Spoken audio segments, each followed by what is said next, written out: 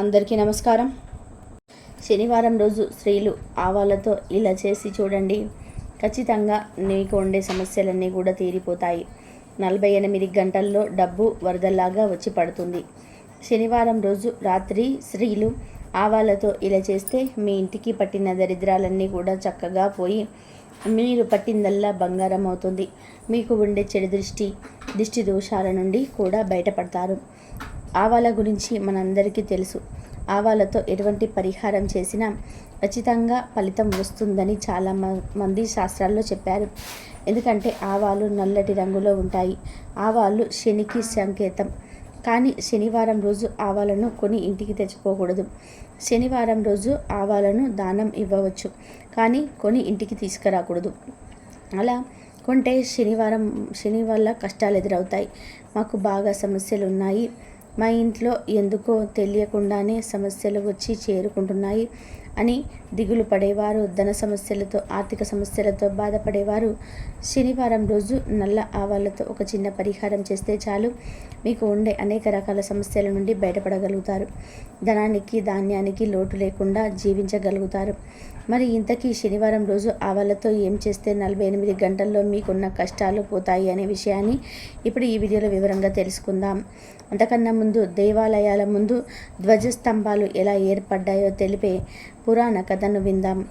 దేవాలయానికి వెళ్ళిన ముందుగా ధ్వజస్తంభానికి మొక్కి ప్రదక్షిణ చేసి ఆ తర్వాతే లోపలికి వెళ్తాం. ఆ ధ్వజస్తంభం ఏర్పడడానికి ఒక కథ ఉంది. భారత యుద్ధానంతరం పాండవులలో జ్యేష్ఠుడైన ధర్మరాజు సింహాసనాన్ని అధిష్ఠించాడు. ధర్మబద్ధంగా రాజ్యపాలన చేస్తూ ఉంటాడు. ధర్మమూర్తిగా గొప్ప దాతగా పేరు పొందాలనే కోరికతో విరివిరిగా దాన ధర్మాలు చేయటం మొదలు పెడతాడు. ఇదంతా చూస్తున్న శ్రీకృష్ణుడు అతడికి తగిన రీతిగా గుణపాఠం చెప్పాలనుకుంటాడు. ధర్మరాజుకు అశ్వమేధ యాగం చేసి శత్రు రాజ్యం జయించి దేవతలను బ్రాహ్మణులను సంతుష్టపరిచి రాజ్యాన్ని సుస్థిరం సుభిక్షం చేయమని చెప్తాడు.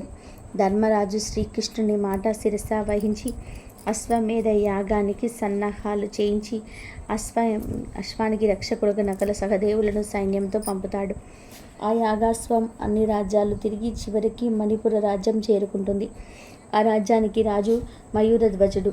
ఆయన మహాపరక్రమవంతుడు, గొప్ప దాతగా పేరుగాంచినవాడు. మయూరధ్వజుడి కుమారుడు తామ్రధ్వజుడు పాండవుల యాగాశ్వాన్ని బంధించాడు. తామ్రధ్వజుడితో యుద్ధం చేసిన నకుల సహదేవులు భీమార్జునులు ఓడిపోయారు.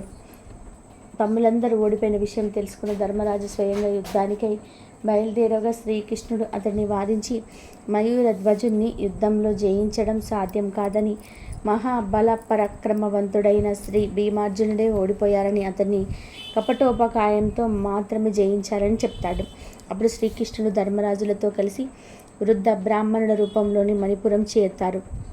ఆ బ్రాహ్మణులను చూసిన మయూరధ్వజుడు వారికి దానం ఇవ్వదలిచి ఏమి కావాలో కోరుకోమని అడుగుతారు. దానికి శ్రీకృష్ణుడు, రాజా, మీ దర్శనార్థమై మేము వస్తున్న దారిలో ఒక సింహం అడ్డువచ్చి ఇతన్ని కుమారుణ్ణి పట్టుకుంది. బాలుణ్ణి విడిచిపెట్టవలసిందిగా మేము ప్రార్థించగా సింహం మానవ భాషలో ఇలా అంది: మీ కుమారుడు మీకు కావాలంటే మణిపుర రాజు అయిన మయూరధ్వజుడి శరీరంలోని సగభాగం నాకు ఆహారంగా ఇవ్వగా, అతడి భార్యాపుత్రులే స్వయంగా కోసి ఇవ్వగా తెచ్చి ఇస్తే అతన్ని వదిలివేస్తానని చెప్పింది కనుక ప్రభువులు మాయందు దయదలిచి శరీరంలోని సగభాగాన్ని దానమిచ్చి ఇతడి కుమారుడి కాపాడమని కోరుతారు. వారి కోరిక విన్న మయూరధ్వజుడు అంగీకరించి దానికి తగిన ఏర్పాట్లు చేయించి భార్యాస్తుతులను పిలిచి అతని శరీరాన్ని మధ్యకు కోసి వారికి ఇవ్వమని చెప్తాడు. వారు ఆయన శరీరాన్ని సడన్గా కోయడం చూసిన ధర్మరాజు అతని దానగుణానికి నివ్వెరపోయాడు. ఇంతలో మయూరధ్వజుడిని ఎడమ కన్ను నుంచి నీరు కారటం చూసిన ధర్మరాజు, తమరు కన్నీరు కారుస్తూ ఇచ్చిన దానం మాకు వద్దు అంటాడు. అందుకు మయూరధ్వజుడు, మహాత్మా, తమరు పొరబడుతున్నారు. బాధపడిన శరీరాన్ని మీకు ఇవ్వటం లేదు.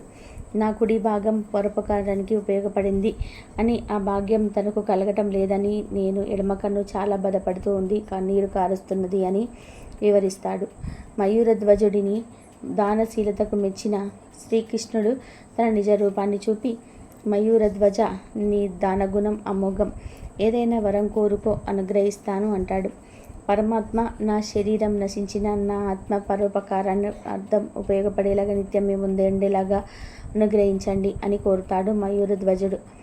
అందుకు శ్రీకృష్ణుడు సదాస్తు అని పలికి మయూరధ్వజుని నీటి నుంచి ప్రతి దేవాలయం నీ గుర్తుగా నీ పేరుని ధ్వజస్తంభాలు ఎలుస్తాయి. వాటిని ఆశ్రయించిన నీ ఆత్మ నిత్యం దైవ సన్నిధిలో ఉంటుంది. ముందు నిన్ను దర్శించి ప్రదక్షిణం నమస్కారాలు ఆచరించిన మీద తన ఇష్ట దైవాలను దర్శించుకుంటారు. ప్రతిదినము నీ శరీరంలో దీపం ఎవరు ఉంచుతారో వారి జన్మ సఫలమవుతుంది. నీ నెత్తిన ఉంచిన దీపం రాత్రులయందు బాటసారులకు దారి చూపే దీపం అవుతుంది అంటూ అనుగ్రహించాడు. ఆనాటి నుండి దేవాలయాలందు ధ్వజస్తంభాలు తప్పకుండా ప్రతిష్ఠించడం ఆచారమైంది. భక్తులు ముందుగా ధ్వజస్తంభానికి మొక్కి ఆ తర్వాతనే మూల విరాట్ దర్శనం చేసుకోవడం సాంప్రదాయంగా మారింది. ఇక వీడియోలోకి వస్తే కొంతమంది ఎప్పుడు బాధపడిపోతూ ఉంటారు, లోపల మదన పడిపోతూ ఉంటారు.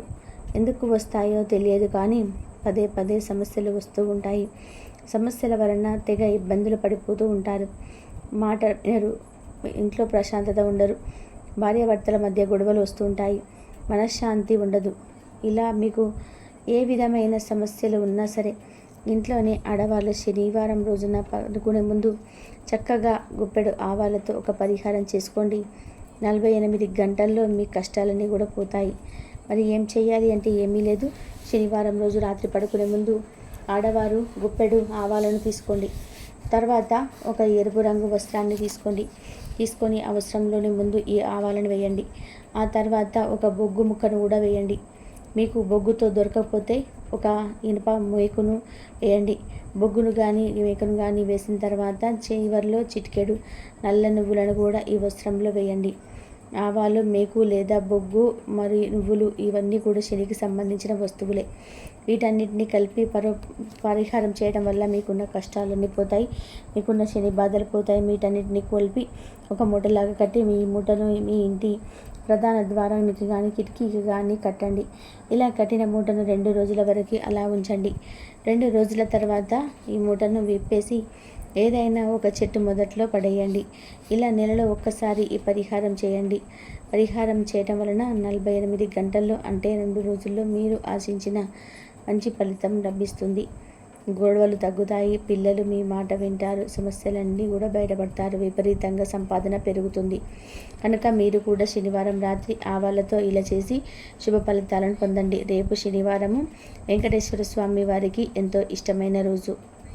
అయితే ఈరోజు రాత్రి పచ్చకర్పూరంతో ఈ పరిహారం చేస్తే చాలు, మరునాటికి మీ ఇంట్లోకి లక్ష్మీదేవి వస్తుంది. మీ ఇల్లంతా కూడా అష్టైశ్వర్యాలతో నిండిపోతుంది. మీకు ఉండే కష్టాలన్నీ కూడా పోతాయి, అపరకు బెరలుగా మారిపోతారు. అద్భుతమైన ఫలితాలు కలుగుతాయి. మీ జీవితం తప్పకుండా మారుతుంది. మీ దరిద్ర బాధల నుండి విముక్తి కలుగుతుంది. ఎందుకంటే పచ్చకర్పూరం అంటే శ్రీవారికి ఎంతో ఇష్టం. మన కష్టాలను తొలగించే శక్తి పచ్చకర్పూరానికి ఉంటుంది. ఈ రోజుల్లో అంతా కల్తీ అయిపోయింది. పచ్చకర్పూరం కూడా కల్తీ అమ్ముతున్నారు. స్వచ్ఛమైన పచ్చకర్పూరం ఎలా ఉంటుందంటే తెల్లగా ఉండదు, గాజు బిల్లలాగా ఉంటుంది. ఇలాంటి స్వచ్ఛమైన కర్పూరాన్ని నలిపి పొడి చేసి కుంకుమలో కలిపి ఆ కుంకుమను ప్రతిరోజు బొట్టుగా పెట్టుకుంటే శ్రీ వెంకటేశ్వర స్వామి వారి అనుగ్రహం ఎల్లవేళలా మీ మీద ఉంటుంది. పిల్లలు లేని వారు శనివారం రోజు కొంచెం పచ్చకర్పూరాన్ని పాలలో కలిపి ఆ పాలను తాగితే తొందరలోనే పిల్లలు పుడతారు. పచ్చకర్పూరాన్ని సహజంగా తీపి పదార్థాలలో వేస్తూ ఉంటారు.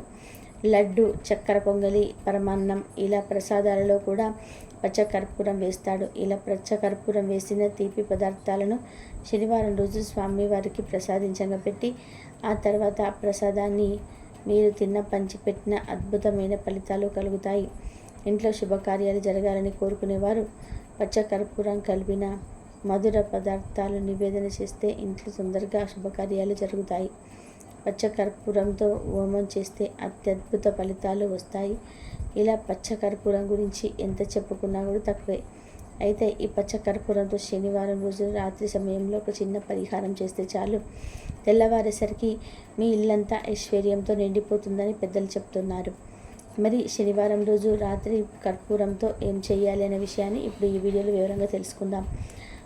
శనివారం అంటే శ్రీవారికి ఎంతో ఇష్టమైన రోజు. అందులోనూ రేపు వచ్చే శనివారం మరింత విశేషమైనది.